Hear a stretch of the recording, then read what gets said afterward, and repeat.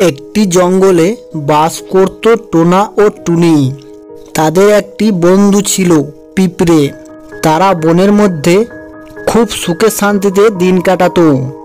আর সেই বনে থাকতো একটি বাঘ। বাঘ ভীষণ রাগী ছিল। তার সামনে যে আসতো ও তাকে খেয়ে নিত। এইভাবে কিছুদিন চলতে থাকে। এদিকে টুনি তার বাসাতে দুটি ডিম পাড়ে। সেই ডিম দেখে তারা খুব খুশি হয়। তখন টোনা টুনিকে বলে, তোমাকে আর কোথাও যেতে হবে না, তুমি এখানে থাকো, ডিমগুলি আগলে রাখো, আমি তোমার জন্য খাবার নিয়ে আসবো। এই বলে টোনা খাবার আনতে চলে যায়। তখন পিঁপড়ে ও টুনি গল্প করতে থাকে। তখন ওই বাঘটি ওই দিকে আসে। এসে টুনিকে বলে, তোর বাসাটাতে আমার খুব অসুবিধা হচ্ছে, আমার খুব চোখে লাগে, তোর বাসাটা আজ আমি ভেঙে ফেলবো।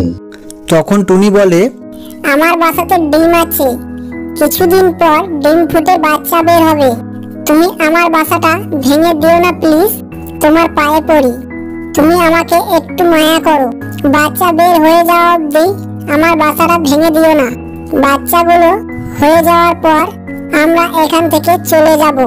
তখন বাঘ বলে, না না, আমি এক্ষুনি বাসাটা ভেঙে দেব। তখন তার বন্ধু পিঁপড়ে সেটা শুনে খুব রেগে যায় আর বলে, বাঘ মামা তুমি চলে যাও এখান থেকে, না হলে কি করবি তুই? তুই তো একটা ছোট্ট পিঁপড়ে, তোকে তো আমি মেরে দেব। তখন পিঁপড়েটি বাঘটির কানের ভেতর ঢুকে যায় আর কামড়াতে থাকে। তখন বাঘটি খুব চিল্লায় আর বলে, পিঁপড়ে তুই বেরিয়ে আয়, তোদের বাসা ভাঙবো না, আর এখানেও কোনোদিন আসবো না, আমার ভুল হয়ে গেছে। তারপর পিঁপড়ে বেরিয়ে আসে আর বাঘটা ভয়ে পালিয়ে যায়। তারপর তারা সেখানেই সুখে শান্তিতে থাকে। বন্ধুরা, ভিডিওটি দ্বারা এটাই শিক্ষা পেলাম যে কাউকে ছোট দেখে দুর্বল ভাবাটা উচিত নয়।